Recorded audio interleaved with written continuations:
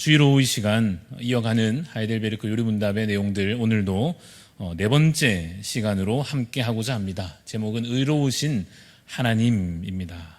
이렇게 한번 여쭤보고 싶습니다. 여러분, 두 가지 신앙 중에 어떤 신앙이, 어떤 믿음이 더 좋을까 한번 선택해 보시면 좋겠습니다. 첫 번째는 뭐냐면 질문하는 신앙, 궁금한 것, 의문이 드는 것, 목사님께든 하나님께든 질문하는 신앙이 있고, 두 번째는 아멘하는 신앙, 말씀이 선포되면 아멘하는 그런 신앙이 있다 할 때, 여러분, 질문하는 신앙과 아멘하는 신앙 중에 어느 것이 더 좋은 것 같습니까? 1번일까요?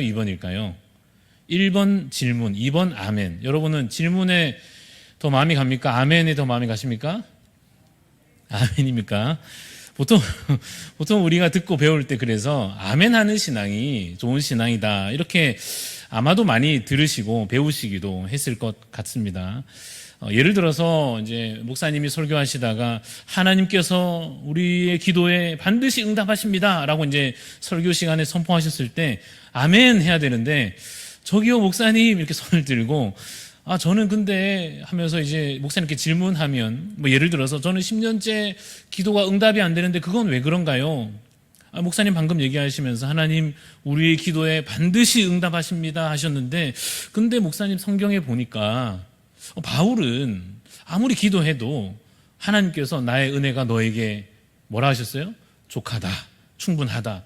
그럼 응답 안 하신 것 같은데 그건 또 왜 응답을 안 하셨나요? 이렇게 질문하면 옆에서 막 쿡쿡 찌르지 않겠습니까? 그만 좀 해라고. 뭐 이렇게 목사님 당황하시지 않느냐며, 그냥 아멘 하면 되지 뭐 이렇게 질문하냐 할지 모르겠습니다만, 아멘 하는 신앙도 좋은 신앙이요, 또한 질문하는 신앙도 좋은 신앙인 줄로 믿으시기 바랍니다. 좀 찜찜하십니까? 아닌 것 같으시.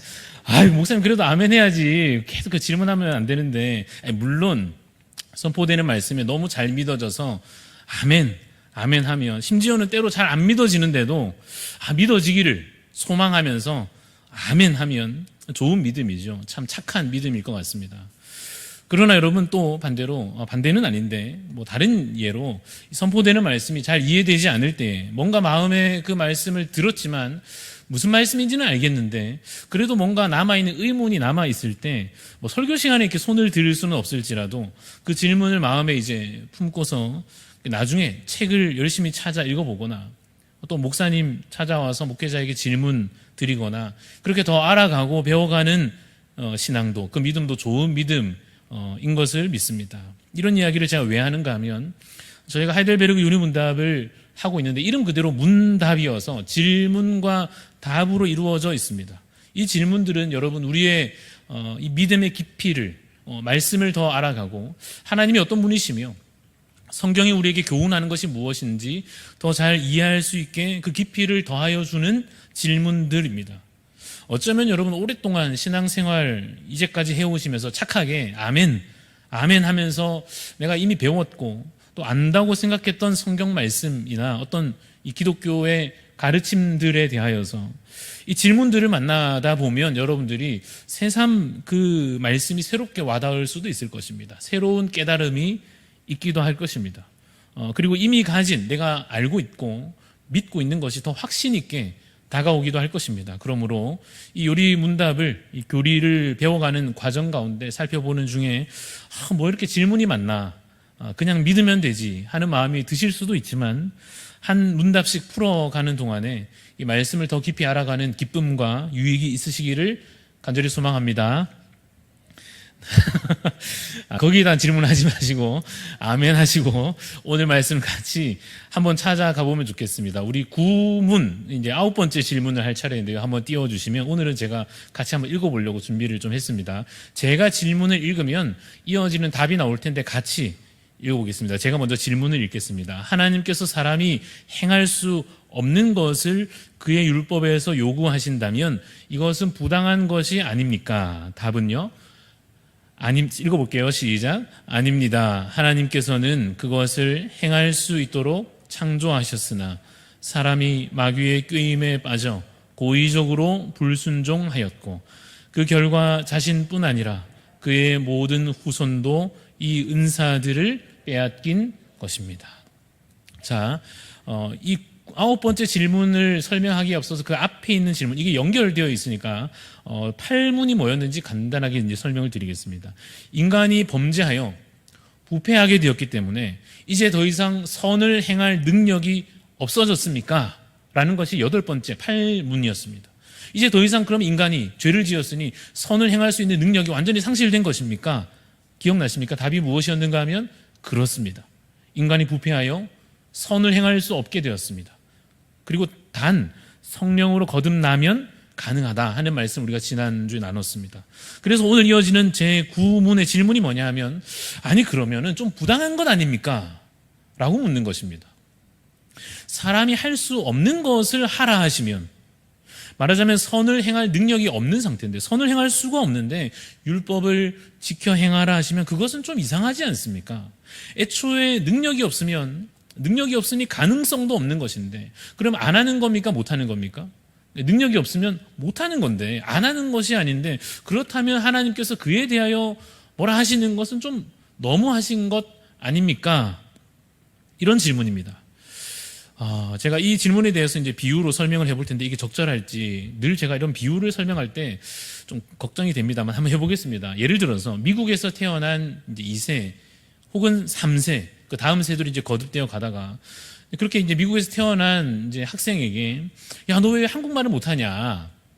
라고 예를 들어 누가 비난한다고 하면 좀 억울할 수 있지 않겠습니까? 내가 미국에서 태어났고, 사실 우리 부모님도 한국말을 안 쓰고, 그래서 내가 태어나서부터 영어만 배웠고 한 번도 한국말을 배워본 적이 없다고 가정하면, 게다가 미국 사람이니까 한국말 못하는 게 당연하지 않나 싶은데, 야, 너 왜 한국말을 못하냐라고 비난하면 좀 억울한 마음이 예를 들어 드는 거죠.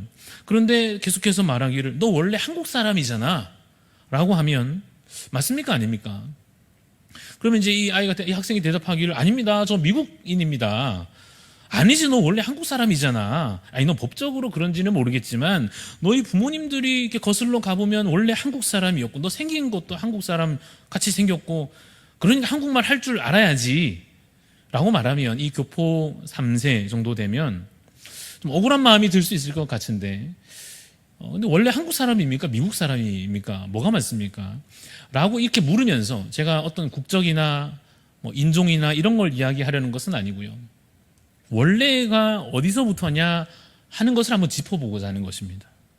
우리가 어디서부터 시작된 존재인가를 한번 좀 생각해 보려고 하는 것입니다. 우리가 현재에만 체감되고 현재에만 생각이 머물 수 있으나 한번 우리의 본래가 언제부터였는지를 거슬러 가보려고 하는 겁니다.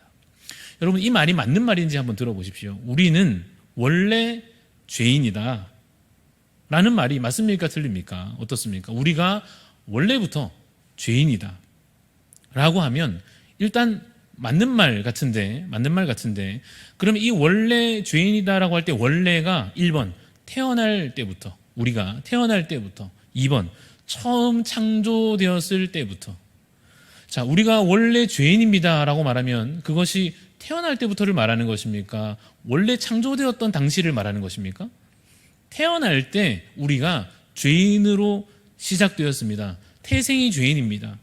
날 때부터 죄인이었습니다 라고 말하는 것은 맞죠. 왜 그렇게 됐는지 우리가 지난 시간에 살펴봤습니다. 원죄가 아담으로 말미암아 있었고, 그 죄로 말미암아 죄가 전가되어 모든 우리 사람이 태어날 때 죄를 가지고 태어난다 했습니다. 그래서 처음부터 이 죄로 인하여 부패한 상태로 시작되는 것입니다. 그래서 선을 행할 능력이 처음부터 태어날 때부터 있습니까? 없습니까? 없단 말이에요. 선을 행할 능력이 없으니 우리 생각할 때는 억울한 것이죠. 그렇지 않습니까? 예를 들어 물고기에게, 물속에 사는 게 당연한 물고기에게, 야, 너 왜 밖에 나와서 숨을 못 쉬냐, 밖에서 뛰어다니질 못하냐, 그러면 좀 물고기 입장에서 억울하지 않겠습니까? 산에 사는 동물에게 바닷속에서 왜 헤엄치지 못하냐, 마찬가지 아니겠습니까? 죄인으로 시작한 우리가 의로울 가능성이 없는데, 그 선을 행하지 않는 것에 대해서, 아니 선을 행하지 못하는 것에 대해서 하나님께서 우리에게 책임을 물으시는 것이 부당하지 않습니까? 라고 묻는 것입니다.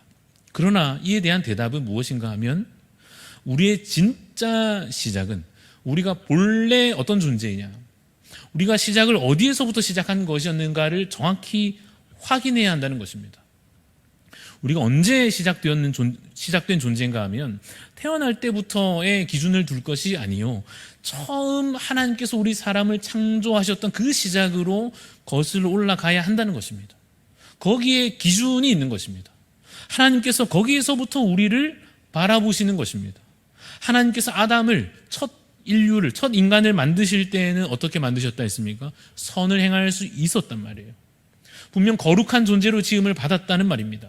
하나님의 형상으로 시작된 존재 아닙니까? 그래서 그가 하나님을 기쁘시게 할 수 있는 사람이었습니다. 그러나 인간이 스스로 범죄한 것입니다. 그러니 우리 자신만, 이 개인만 떼놓고 생각하면 어느 정도 억울할지 모르나 하나님께 책임을 돌릴 수 있습니까? 없습니까? 없습니다.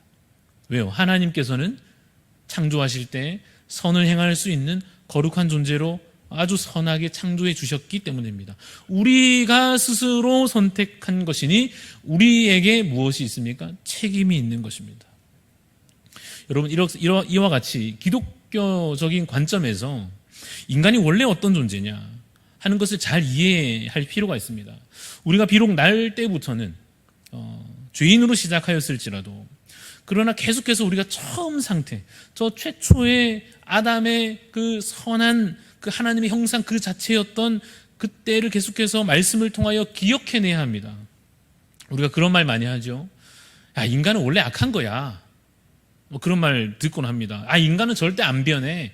나쁜 의미에서 믿을 수가 없다는 의미로, 혹은 그 죄가 계속해서 반복될 거라는 의미로, 이 사람은 안 변한다, 이런 말 하는데요, 부분적으로는 맞는 말이지만 인간이 원래는 선했다는 사실을 말씀을 통하여 기억해야 하는 것입니다. 인간이 원래는 거룩했다는 것을 기억해야 하는 것입니다. 인간이 원래는 이렇게 서로 미워하지 않았다는 것을 기억해내야 하는 것입니다. 사람이 원래는 이렇게 서로 짓밟고 자기 살자고 남을 해하고 그렇지 않았던 것입니다. 원래는 인간이 최초에는 서로를 이렇게 경계할 이유가 없었습니다. 여러분, 대한민국은 비교적, 저는 해외에 잘 안 가봐가지고 듣는 말로 우리나라만큼 참 안전한 나라가 없다, 여러분도 체감하시지 않습니까? 이 대한민국이 참 안전한 나라인데, 그래도 여러분 중에 현관문 안 잠그고 자는 분 혹시 계십니까? 집 현관문을 닫아 놓더라도 안 잠그고, 요즘엔 자동으로 다 잠기니까 따로 잠글 필요도 없겠습니다만은 다 잠그고 자잖아요. 이게 당연한 겁니까? 아니요.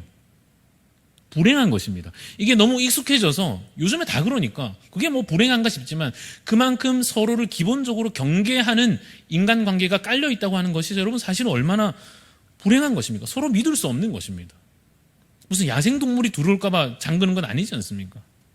밤에 여자분들이 어두운 길을 가는데, 좁은 골목을 또 하필 가야 돼가지고 가는데, 뒤에 남자 둘이 일정한 거리를 유지하고 계속 쫓아오면 마음이 어떠세요? 막 설레십니까? 그럴 수는 없잖아요. 막 걱정되지 않겠습니까? 이게 좀 위험한 상황이라고 여겨져가지고 두려운 마음이 들지 않겠습니까? 염려가 생기지 않습니까? 그게 당연한 게 아니라는 것입니다. 이 불행한 것입니다. 왜냐하면 인간이 원래는 그런 존재가 아니기 때문에 그렇습니다. 서로 경계하고 위험을 느끼고, 여러분, 다른 나라랑 비교해서 우리나라는 그래도 살만하다, 이렇게 만족할 일이 아니라는 것입니다. 한 가지 더 해볼까요? 여러분, 우리 교회뿐만 아니라 거의 제가 가본 모든 교회마다 다 똑같이 하는 것 같은데, 헌금함이 우리 교회도 있습니다. 그렇죠? 저기 뒤에 이 돌리는 것 말고 이렇게 있는 큰 이렇게 나무로 된 헌금함이 있지 않습니까? 열쇠로 잠궈 놓습니다. 왜 열쇠로 잠궈 놓을까요? 여러분, 이것을 당연하게 여기면 안 되는 것입니다. 물론 그렇다고 해서 우리 교회가 이상하다는 게 아니라 다 그렇기 때문에 어떤 면에서는 익숙해진 것이요, 어떤 면에서는 자연스러워졌을지 모르지만, 생각해보면 그 기준을 현재 우리에게 두지 아니하고 최초의 인간으로 되돌아가 보면 헌금함을 잠그고 교회 안에서조차 그러고 있는 우리의 이 현실이 불행한 것입니다. 왜요? 하나님께서 사람을 그런 존재로 창조하시지 않았기 때문입니다. 우리가 선한 것을 버리고 악한 것을 스스로 택한 결과일 뿐입니다. 우리가 우리 옆에 있는 사람들로부터 사랑을 기대할 수 없고, 진정한 위로를 기대할 수 없고, 서로 경쟁하고 경계하고 생존을 위해서 자신의 무기를 들고 문을 걸어 잠그고 담을 높이 쌓아야 한다는 이 현실이 얼마나 비참한가. 교회 안에서조차 말입니다. 우리 인간이 스스로 선택한 길입니다. 하나님을 탓할 수는 없는 것입니다. 그에 이어지는 이제 10번째 질문으로 가보겠습니다. 띄워주시면 같이 읽어볼 텐데요. 제 신문, 제가 이번에도 질문 읽으면 답은 같이 읽겠습니다. 하나님께서는 그런 불순종과 배도를 벌하지 않은 채로 그냥 두시겠습니까? 답은 무엇입니까? 아닙니다. 하나님은 우리의 원죄와 자범죄에 대해 심히 진노하시며 그리하여 그가 친히 누구든지 율법책에 기록된 대로 모든 일을 행하지 아니하는 자는 저주 아래에 있는 자라고 선언하신 대로 이 땅에서 그리고 영원토록 의로운 심판으로 그들을 벌하실 것입니다. 사실 여러분, 오늘 우리가 만나고 있는 질문들은 매우 좀 인간적인 생각에서 나오는 질문인 것은 맞습니다. 그러나 그에 대해서 답하는 내용들을 통하여서 중요한 진리를 다시 우리가 확인하게 될 것입니다. 방금 읽은 신문, 제 10번째 이 질문은 무슨 내용인가 하면, 우리가 불순종했는데 그래도 하나님 적당히 지나가시지 않을까요? 이런 질문입니다. 말하자면 우리가 잘못하긴 했는데 그래도 하나님 적당히 좀 눈 감아 주시는 일은 혹시 없을까요? 이렇게 묻는 것입니다. 그 앞에 질문들에서 우리가 무엇을 살펴보았었던가 하면, 하나님께도 책임을 좀 이렇게 넘겨보려고 했었습니다. 하나님이 잘못 만드신 것 아닙니까? 그렇지 않다 했습니다. 사탄에게도 이것을 좀 책임을 전가해보려 했습니다. 사탄이 우리를 유혹했으니까 우리는 피해자 아닙니까? 그렇지 않다 했습니다. 우리 스스로 선택한 결과입니다. 그래서 이것을 혹시나 아담에게만 또 책임을 물을 수 없을까 하여, 아담이 잘못했으니 아담 혼자 뒤집어 써야 되는 거 아닙니까? 왜 우리까지 억울하게? 라고 물었을 때에도 이것이 하나님께서 정하신 원리에 따라, 원칙에 따라 아담으로부터 시작되어 모든 각 사람이 죄인이 되었다고 말씀해 주셨습니다. 그러니까 이제 더 이상 물러설 곳이 없을 때까지 사실 왔는데, 그래도 또 한 번 묻는 질문이 방금 읽은 10번째 질문입니다. 혹시 그럼 하나님께서 적당히 넘어가시는 일은 혹시 없습니까? 좀 공감이 되십니까? 뭐 벌 받지 뭐 그렇게 계속 질문 하나 하는 마음이 아니라, 인간으로서 어쩌면 그 징벌을 피하고 싶은 그 두려운 마음으로 질문할 수 있겠죠. 근데 답이 단호하게 나오기를 절대 그런 일이 없다는 것입니다. 심히 진노하신다 하시는 것입니다. 원죄와 자범죄에 대하여, 원죄로 인해서 우리가 이미 시작된, 우리 이미 가지고 있는 그 죄뿐만 아니라 여러분 지금도 마음으로, 입술로, 행실로 짓고 있는 그 죄악들에 관하여서 하나님께서 결코 그냥 넘어가시는 일은 없다 하십니다. 보통 엄마들이 자녀들에게 경고하지 않습니까? 협박을 하지요. 너 이거 다 안 먹으면 절대 간식 안 준다 너 하면은 아이들이 이제 엄마가 어떻게 해왔는지에 따라서 행동이 다양할 수 있습니다. 너 이거 숙제 오늘 숙제 빨리 안 하면 밥 안 준다 너 이렇게 하면은 그럼 밥 줍니까 안 줍니까? 실제로 안 하는 경우에 너 큐티 선생님 또 전화 왔다 너 선생님 또 전화 왔는데 큐티 너 안 하면은 너 용돈 없다 이렇게 막 협박을 하고 경고를 하면, 그러고 나서 이제 어떻게 하느냐, 이렇게 엄마들 따라, 사람 따라, 여러분들의 성향 따라 다르시겠습니다만은, 보통 우리가 한 번 정도 혹은 뭐 여러 번을 그렇게 말하고도 넘어가는 일이 있기도 하잖아요. 그렇죠? 밥을 어떻게 안 줍니까? 또 간식을 또 안 주면 또 귀찮게 구니까 할 수 없이 뭐 그런 일들이 있을 텐데, 우리가 꼭 언행일치가 잘 되는 것도 아니요. 또 우리는 어떠냐 하면, 귀찮아서 그냥 밥 주고 말고 그냥 뭐 이렇게 그거 계속 혼내는 게 더 귀찮은 일이라서, 계속 그거 바로 잡는 게 더 힘든 일이라서 귀찮아서 넘어가기도 하고요. 때로는 내가 그 말 했는 걸 잊어버리기도 하고, 또 어떨 때는 말했다가 또 마음이 쉽게 바뀌기도 하는 것이 우리 인간의 모습이라고 한다면, 하나님은 어떠시냐? 하나님이 분명히 아담에게, 그리고 미리 우리 모든 사람들에게 하나님께서 주신 계명을 따라, 율법을 따라 너 이렇게 하면 이렇게 된다 하신 말씀 어떻게 하시느냐? 그 약속을 지켜 행하신다는 것입니다. 하나님 우리에게 좋은 쪽으로도 약속을 지키십니다. 그렇죠? 언약을 반드시 그 은혜와 복으로 또 약속하신 대로 갚으시고 행하시는, 좋은 쪽으로도 하시지만 우리에게 좀 불리하다 싶은 쪽으로도 하나님은 아주 분명하십니다. 대충 넘어가는 일이 사실은 전혀 없습니다. 잊어버리시는 일도 결코 없습니다. 생각이 그냥 가볍게 바뀌는 일도 하나님은 없으십니다. 그리고 무엇보다 하나님은 의로우신 하나님이십니다. 어떤 하나님이시라고요? 의로우신 하나님이십니다. 하나님은 공의로우신 분이십니다. 하나님은 선한 것을 기뻐하시고 악한 것은 미워하십니다. 그래서 비유하면 공정한 심판과 같습니다. 여러분, 경기에 참여했는데 심판이 있는데 믿을만 하면 좋겠죠. 이랬다 저랬다 하면 그건 억울해가지고 경기를 제대로 할 수가 있겠습니까? 근데 심판이 아니나 다를까 자기 마음대로 혹은 자기 좋은 대로 이랬다 저랬다 하면 그 심판의 자격이 없는 것이죠. 분명히 파울인데 대충 넘어가지고 이러면 경기가 게임이 엉망이 되는 것 아니겠습니까? 그래서 참으로 공정하며 공의롭게 그리고 분명하게 은혜 받을 자에게는 은혜를, 진노를 당할 자에게는 진노를 그렇게 하나님께서 공정히 분명하게 행하시는 것입니다. 그러나 이것을 갑자기 하시는 것은 아닙니다. 충분히 미리 말씀하신 대로 하시는 것입니다. 그래서 우리가 오늘 본문 말씀으로 읽었던 신명기 7장에 있는 말씀을 제가 한 번 더 읽어드리겠습니다. 그런즉 너는 알라 오직 내 하나님 여호와는 하나님이시요 신실하신 하나님이시라. 그를 사랑하고 그의 계명을 지키는 자에게는 천대까지 그의 언약을 이행하시며 인애를 베푸시되, 하나님을 사랑하는 자에게는, 하나님의 계명을 지키는 자에게는 무엇을 베푸십니까? 인애를 베푸십니다. 사랑을 베푸십니다. 이어지는 10절에는 그를 미워하는 자에게는 당장에 보응하여 멸하신다 이렇게 약속되어 있습니다. 이것도 약속입니다. 이것이 하나님께서 그냥 말만 그렇게 하시는 것이 아니라 분명히 정해놓으신 분명한 규칙입니다. 하나님을 미워하는 자, 하나님 말씀대로 행하지 않는 자 당장에 보응하여 멸하신다 하셨습니다. 이것이 신명기에 기록된 말씀입니다. 하나님께서 왜 이 말씀을 하셨을까요?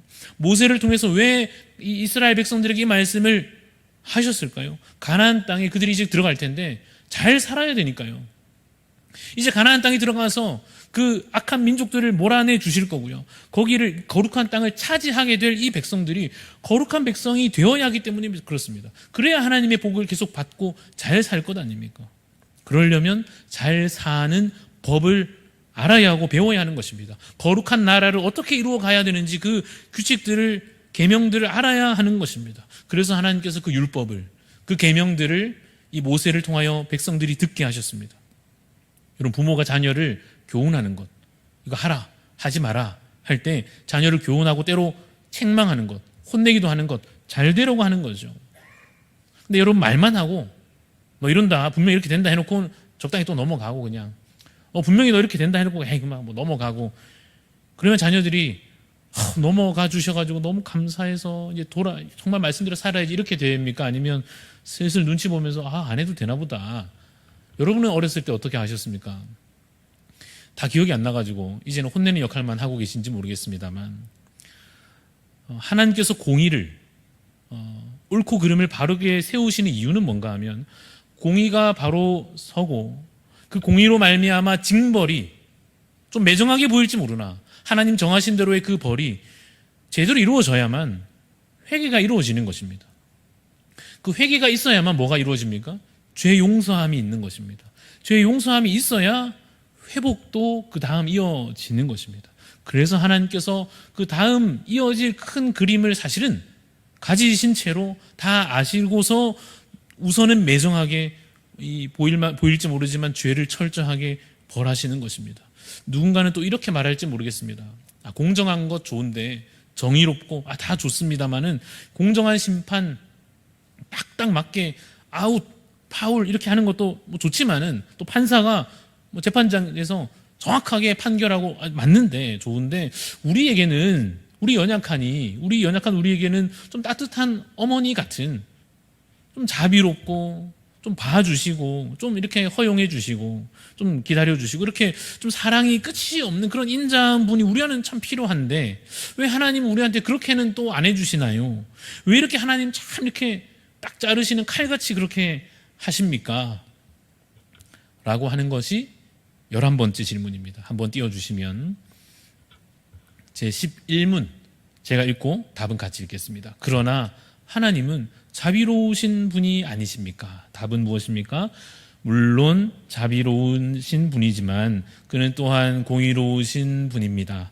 그러므로 하나님의 지극히 높으신 위엄을 거슬러 범하는 죄를 극형으로, 즉 몸과 영혼을 영원히 벌하는 것으로 다스릴 것을 그의 공의가 요구하는 것입니다. 자비로우신 분이 맞죠. 우리 하나님 그래도 자비로우신 분 아닙니까? 맞죠. 그러나 동시에 의로우신 분이십니다. 하나님의 사랑이 끝이 없음이 맞습니다. 하나님의 자비가 정말 한이 없음이 맞습니다. 그러나 그의 사랑이 어중간하지 않은 것처럼, 사랑이 확실하신 것처럼 공의도 마찬가지입니다. 공의에 있어서도 하나님께서 적당하게 어중간하게 하시지 않고 온전히 그 공의도 행하십니다. 분명하게 확실하게 행하십니다. 그래서 우리가 이 공의와 자비, 이 공의와 사랑, 이 두 가지를 좀 모순되어 보이는, 이거 챙기면 이게 좀 덜할 것 같고, 이거 집중하면 이거는 또 그렇게 좀 둘 다 하기는 힘들어 보이는 이 두 가지를 온전하게 둘 다 이룬다는 것이 우리의 생각과 우리의 수준에서는 불가능해 보이는데, 그냥 좀 봐주든지 안 봐주든지 둘 중 하나만 이렇게 생각하는 것이, 사실은 우리는 사랑도 어중간하고 공의도 어중간한 존재이지요. 그러나 하나님은 온전히 자비로우시며 온전히 의로우시다 하는 것입니다. 그래서 우리 마음에 어떤 마음이 드냐 하면 두 가지 마음이 동시에 드는 것입니다. 한 가지 마음은 두려운 마음이, 하나님의 공의 앞에 설 때마다 그 경외심이, 두려운 마음이 들면서도 동시에 어떤 마음이 드냐 하면 그 하나님의 한없는 사랑을 알기에 또한 평안을 얻기도 하는 것입니다. 이에 대하여 오늘 제가 성경에 나오는 한 가지 사건을 들면서 이 내용들을 좀, 오늘 함께 읽은 내용들을, 나눈 내용들을 좀 정리하고자 합니다. 가늠하다가 현장에서 잡힌 여인 이야기입니다. 이 이야기를 아시죠? 이 여인이 가늠하다가 현장에서 잡혀서 사람들이 이 여인을 죽이려 하고 있습니다. 죄인이 많습니다. 누가 봐도 현장에서 확인되었으니 더 이상 물을 것도 없는, 스스로도 알고 있는, 더 이상 이렇게 변명할 여지도 없는 죄 가운데 확인되어 사람들이 이 죄를 벌하기 위하여 돌을 들고 있습니다. 그때 예수님께서 등장하십니다. 예수님께서 이 일을 어떻게 다루시느냐를 들여다보는 것입니다. 예수님께서 이 상황 가운데 개입하셔서 이 두 가지를, 사랑과 공의를 둘 다 온전히 행하는 것을 보여주실 것입니다. 어떻게 하셨는가 하면 우선 그 모여있는 사람들을 일단 좀 돌려보내십니다. 너희 중에 죄 없는 자가 돌로 치라. 다 집에 가버렸습니다. 아무도 그럴 만한 사람이 없죠. 그래서 이제 여인에게 예수님께서 말을 거십니다. 나도 너를 정죄하지 않노라. 가서 다시는 죄를 범하지 말라 하십니다. 죄를 용서하여 주셨습니다. 이제 사형에 처해질 뻔한 그를 예수님께서는 괜찮다, 집에 가라, 하지만 다시는 죄를 범하지 마라 하고는 죄를 용서해 주셨습니다. 그래서 우리가 그 사건을 볼 때 일단 주님의 놀라운 사랑은 확인됐습니다. 그렇죠? 하나님의 사랑은 끝이 없구나. 그 선하심과 그 인자하심과 그 자비로우심이 정말로 대단하시다, 확인됐습니다. 그런데 분명 여인은 죄인 아닙니까? 그럼 공의는 어떻게 된 거냐? 공정한 심판장은 어디 갔습니까? 재판장, 그 의로우신 재판장은 어디 가셨습니까? 예수님도 막상 눈앞에서 여인을 만나보니까 너무 불쌍해서 아이고 안 되겠다 싶어서 그냥 대충 눈 감아주신 것은 아닙니까? 사랑이 너무 앞서가지고 공의는 그 순간에는 그냥 포기하신 것은 아닙니까? 아담에게는 그렇게 매정하게 하시더니 왜 그 여인에게는 그렇게까지 관대하게 하셨습니까? 라고 질문할 때 여러분, 그 여인의 죄는 어떻게 됐습니까? 그 여인이 범죄한 그 죄 어디 갔습니까? 이 죄를 예수님께서 대신 담당하시는 것입니다. 뭔가 잘못된 것 같죠? 자기가 죄를 지었으면 자기가 벌을 받아야 되는데 왜 억울하게 예수님께서 죄를 담당하시게 된 것인가? 근데 떠넘기는 것이 아니라 예수님께서 친히 그 죄를 스스로 짊어지시는 것입니다. 그 당시 간음죄의 결과로 돌팔매질을 당해야 했을지 모르나 예수님께서 그 돌을 대신 맞기로 하시는 것입니다.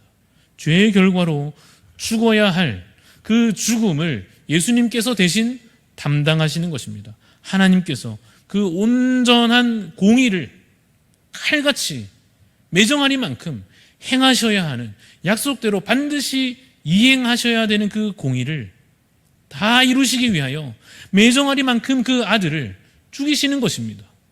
공의를 온전히 행하시기 위함입니다. 칼같이 그 심판을 그 아들에게 행하십니다. 십자가 형벌로 죽으신 그가 우리 죄를 대신하심으로 말미암아 우리도 살게 된 것입니다.